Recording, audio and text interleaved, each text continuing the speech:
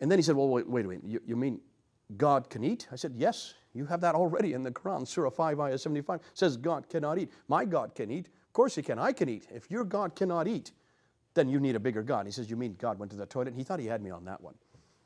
I said, yeah, my God can go to the toilet. Can't yours? You mean I can do something your God can't do? Don't ever say God can't do this. And he went for about 10 minutes saying God can't do this, God can't do that. Finally he turned to me and he says, your God can die? So I said to my translator, tell him this.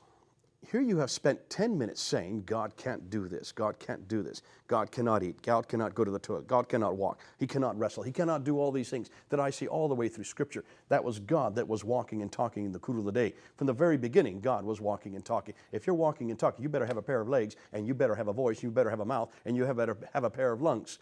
He was wrestling with Jacob. If you're wrestling, you better have a pair of arms and a pair of legs as well. My God was eating in front of the tent of Mamre with Abraham. Of course my God can eat. My God can do any of these. And now you come and now you have told me, can God die? Rather than you telling God what He can and cannot do, which you have been doing for 10 minutes, why don't we go back and ask God this question? Can He die? Then I asked my translator to open up John 10. Go and see what Jesus says in John 10.